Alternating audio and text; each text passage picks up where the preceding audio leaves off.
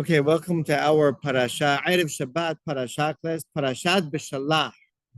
Question today is, what's with all the complaining?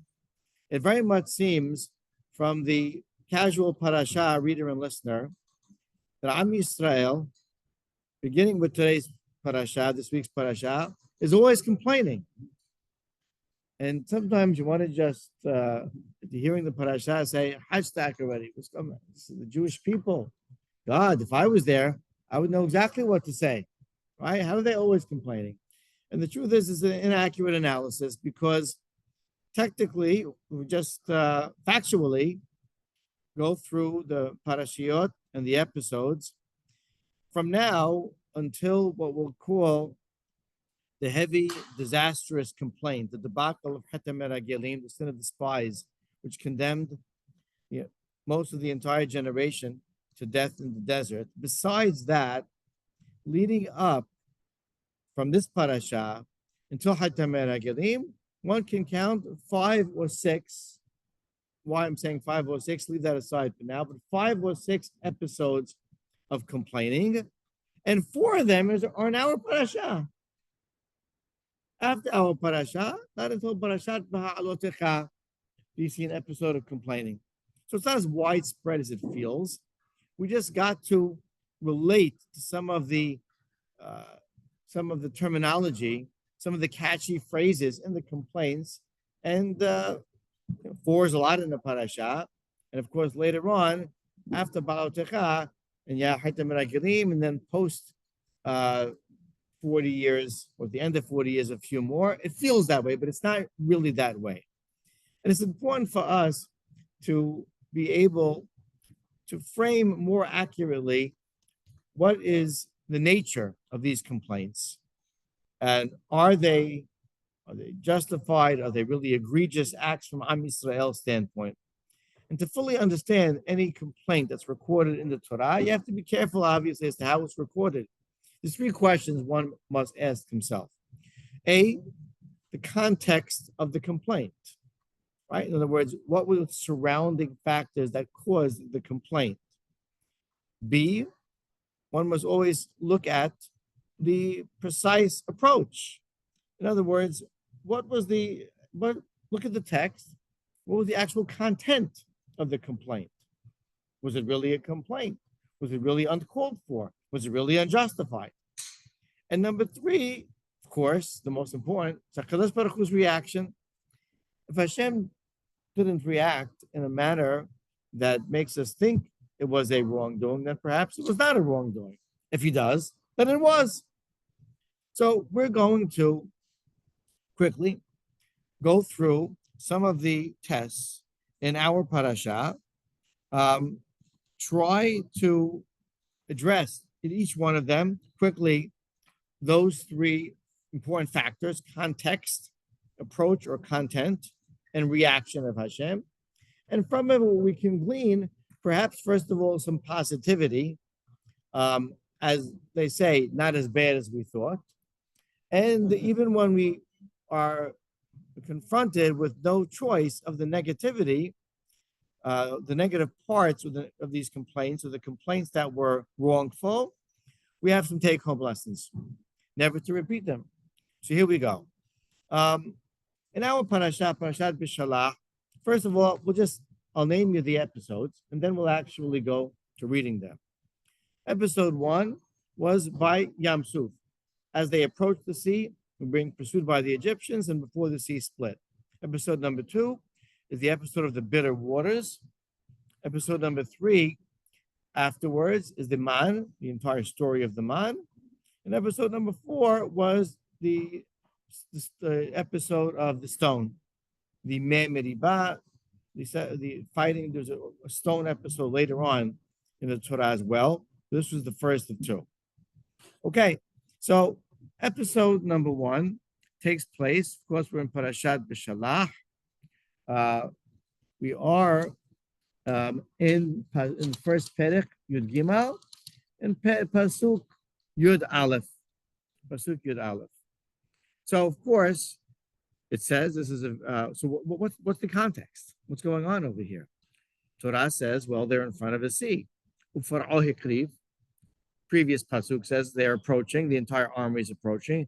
They look up and they see them being pursued. We got the sea on one side and we have the Egyptian army on the other side.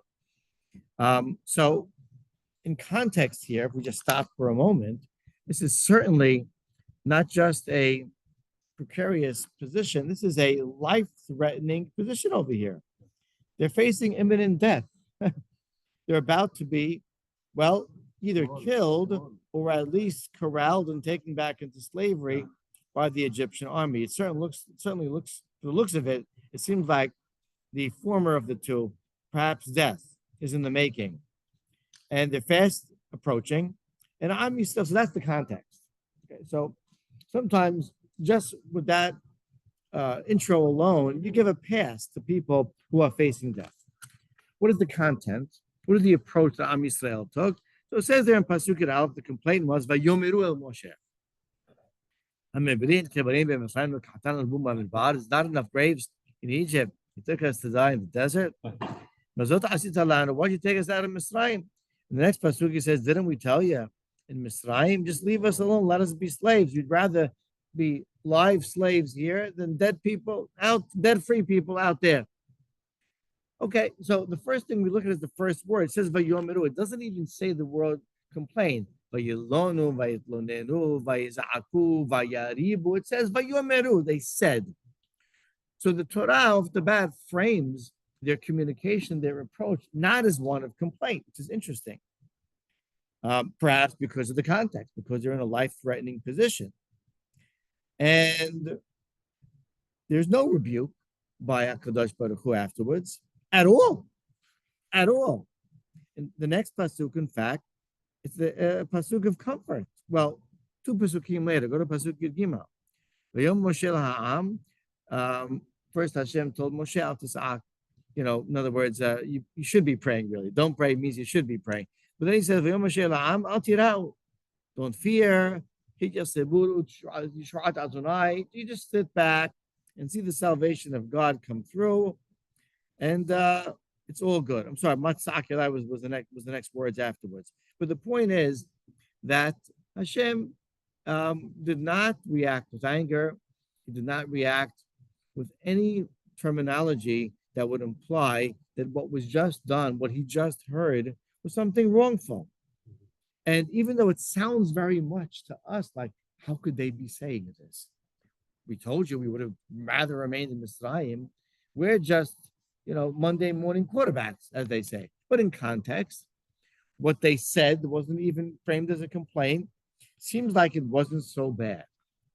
And it's interesting what you can take home from this, besides just defending Am Yisrael, but we're being objective here.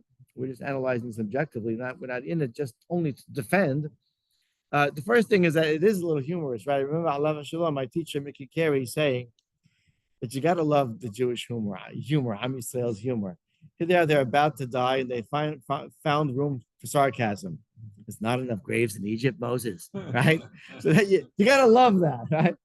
But besides that, there's a very interesting comment, seriously, by the Kuzari, in the Kuzari by Rabbi Yehuda Levi, who says really what you learned from this, and perhaps one of the purposes of the Torah actually recording this, is the contrast. Here, Am Yisrael did not question, did not follow blindly, rather, right? They didn't say, Moses, whatever you say is good. They questioned him. They challenged him.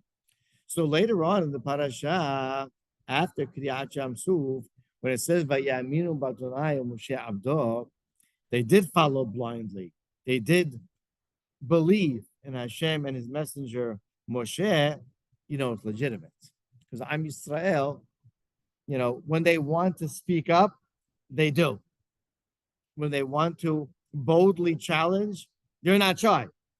And so this challenge helps shed light on their later sentiment or their later expression of belief that that's real. And Am Yisrael doesn't just go along with things. As a Jewish nation, we'll talk when we need to talk.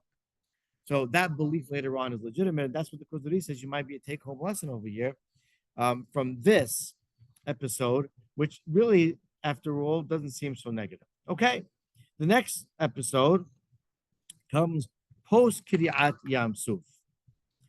So we'd be in the next Perek, the Perek Ted Zayin, Perek Tedvav, rather, it should be in Pasuk Kaf Dalet. And this is the famous episode, not as famous as other episodes in this parasha, when they went 3 days without water. And later afterwards, there was water, they tasted them, they were bitter water, and they complained, and Hashem told Moshe Rabbeinu, throw the stick in the water. He did, they turned sweet. And then it says, Sham Sam Lo Hok Bishpad, Sham Nisahu. There Hashem taught them some lessons, and there he tested them. So now, what's the context here? The context is they're walking 3 days. It's what it says it is. 3 days in the desert. Mind you, men, women, and children. And this is real danger, dehydration. It might not be an army pursuing you to kill you, but it certainly is sakana. It's dehydration. Again, there are young people there, there are old people present. And to go without water for 3 days in such an environment is very dangerous. That's the actual setting and context. And Am Yisrael's approach, really, it does say the word vayilonu here, as opposed to the previous episode. Then they complain. But they complain in the entire approach of 2 words. Ma nishteh. What should we drink? Doesn't sound so bad. Right? I mean, can I please have a cup of water? I'm going 3 days in the desert without water. So the complaint seems somewhat benign. And Kadosh Baruch Hu resolves it with this semi-nes, you call it a nes, that he puts in the hands of Moshe Rabbeinu to perform. And it does say in the aftermath of that miracle, in which they were able to drink, and he quenched their thirst, it says, V'sham nisahu, and there he tested them. So you do have a little flavor over here, where Am Yisrael maybe were not so whole, and perhaps they veered off, if not just a little bit, in terms of the proper reaction and approach. In fact, the Or HaHaim says, he points out the word vayilonu is a derogatory term, and they complain. That's where the Torah framed it. And Hashem tested them there. They passed, did they fail? There was some harshness over here. But again, if you see the context, if you analyze the words, it's not, maybe it's a little more wrongful than the first episode, but not so bad. Now, there's something else that's very important to take notice of when you read these episodes throughout the Torah, and that is who is complaining. How did the Torah frame the body of complainers? It happens to be that in this episode, the word that was used is ha'am, vayilonu ha'am. And later on, with the complaining by the stone hitting incident, it says there, vayarev ha'am. Later on in Parashat Ba'alotecha, where those were still pre-heta meragilim, it says, vahi ha'am kimit onenim. And ha'am, the commentators always point out, is alluding to some grouping, a small, large, we don't know who the grouping is, but it's the identifiable group of people, as opposed to what we just read over here. We're going to read rather coming up in the next complaint. But over here it says, Vayilonu ha'am. So not only do these first 2 complaints seem not so egregious, it certainly was not necessarily the entire nation that was complaining. However, if you now move along in the parasha and look at the next episode, which is the next Perek Ted Zayin, where Am Yisrael is going to be introduced to the man, which is Perek Tet Zayin Pasuk Bet, really, right? Pasuk Bet, the man incident begins. Yes. And so what happens over here? What is the context? What happens right before in Pasuk Aleph? The introduction before the complaint and then the introduction of the man. What happens right before that? Not really anything. There wasn't an event that occurred. It says Vayis'u me'elim. They traveled from one area and they ended up in Midbar Sin, to another desert area. It seems like they went from one region of the desert to another. That's what happened. Now, what prompted a complaint? The pasuk says in pasuk bet, "Vayelonu kol adat bnei Yisrael Moshe ve'al Aharon b'midbar." Now is the entire company of the Jewish people. That's explicit, and things seem to start to begin to unravel at this point, because the nature of complaint now is borderline petty, if we can say, be so bold to say, as it says in pasuk Gimel, "Vayomeru alehem," and this is Am Yisrael talking, the entire nation, to Moshe and Aharon, Bnei Yisrael, Mi yiten mutenu beyad Adonai be'eretz Mitzrayim. If only God would have killed us in Egypt, B'shiftenu al sila habasar, be'ochlenu lechem nasova, the good old days of Egypt. Remember those days? We had meat, we had bread. He brought us in this midbar, to kill us in famine. Now, true, this famine is the most painful type of death, but were they indeed starving? We're not told that they were starving, that anything happened to cause starvation. And something prompted it. But what prompted it? The only thing that we see is that they moved from one place to another. Now that we're in Midbar Sin. So the Ibn Ezra explained that at this point in time, they could have run out of it, and from the context of their complaint, Sir Habasad, we had meat. Seems like they had no more meat, and that could have meant, as his theory is, that they already devoured whatever potential meat there was to eat of the cattle that they had, or most of it at least, in the past 30 days since they left Egypt, and they're out of meat. And that was what the Torah was indicating. The Ramban says that really what they thought when they started to travel, fine, they entered the desert, but they thought that was just like a thoroughfare to get somewhere else. They thought they were going through inhabited lands. And when they entered into Midbar Sin, and we saw this was more of an extreme desert environment, they began to panic. So what prompted, choose your commentator, what prompted this complaint was not necessarily some type of acute event that occurred, but rather a perception that was built up because of circumstances, which could have been harsh. But the reaction of Am Yisrael, the context here, is certainly not acute danger that they experienced before that warranted and justified a type of complaint. And what you see because of this come out of their mouths, in other words, because they had less legitimacy in their complaint, the complaint itself is less legitimate. And here they were essentially fabricating complaints. Where'd you get the good old days in Egypt from? Remember the bread, the meat. I don't even know if they were fed meat in Egypt. And it seems like this is not realistic, a recollection that they're having over here. Maybe they're delirious a little bit. But certainly here, all of a sudden you see the entire Am Yisrael, in not as much of a dangerous context, complaining about far less legitimate complaints. And here is the reaction of HaKadosh Baruch Hu. And this is the first time we see a harsh reaction. And it is very harsh. And in Pasuk Dalet, Hashem told Moshe Rabbeinu that, listen, I'm going to rain down lechem and hashamayim. But then if you fast forward, and he says in Pasuk Dalet rather, the ma'anesin, I'm going to test them now. If you fast forward to Pasuk Yud Bet, he tells Moshe, Shama'ati Tilunot Bnei Israel, I've heard their complaints already. He calls it complaints. And a little later on, if you go through, we're not going to go through all the Pesukim, the terminology is more harsh. Hads, Hashem says, to use layman's terms, with their complaints already. So the harsh reaction for the first time is now revealed from HaKadosh Baruch Hu. What went wrong over here? How did this happen? Let's just jump to one last episode and we'll try to gather this all in. The last episode is the next Perek, Yud Zayin, in which they didn't have water.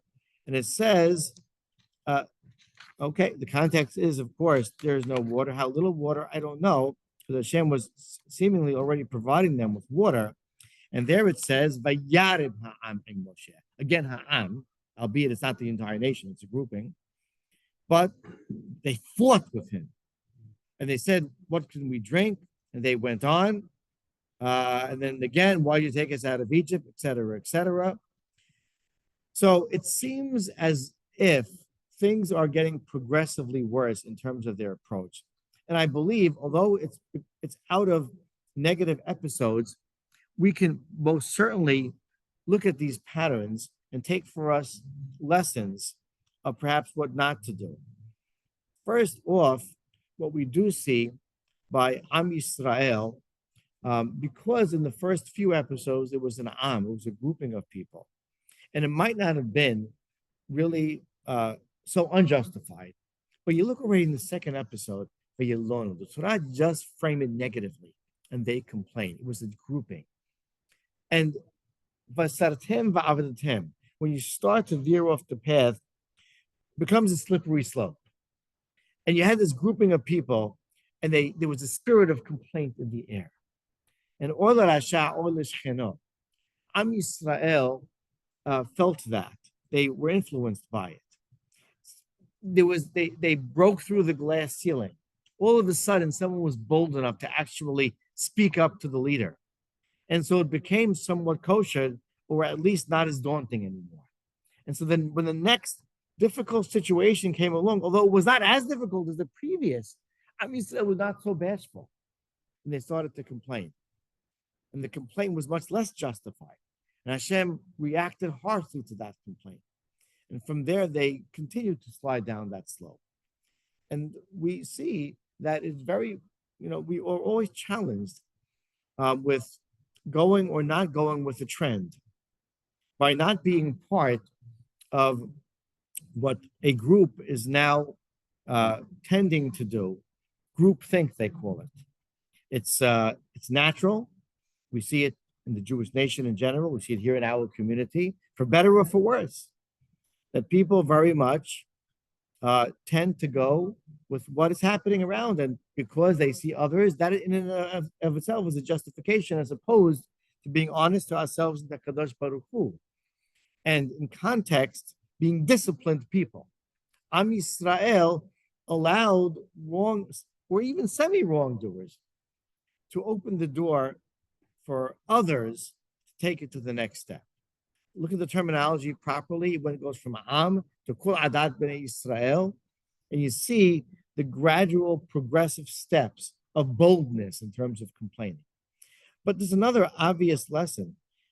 Ironically, after each one of these complaints, Am Yisrael received something. And those gifts, you can say, those favors built upon themselves. And the more they received, right, the more they complained.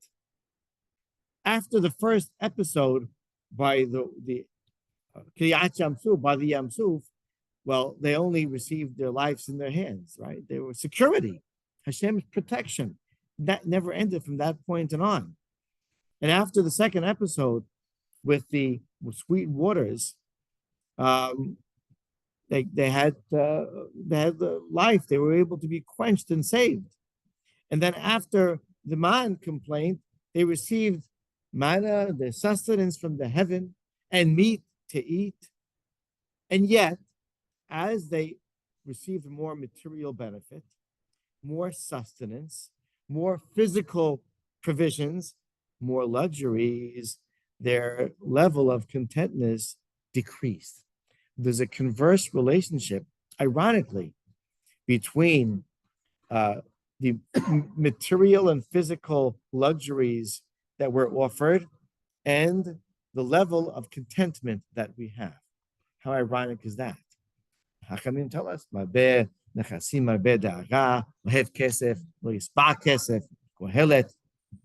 the answer to quench the thirst of a yearner and a complainer should not always be,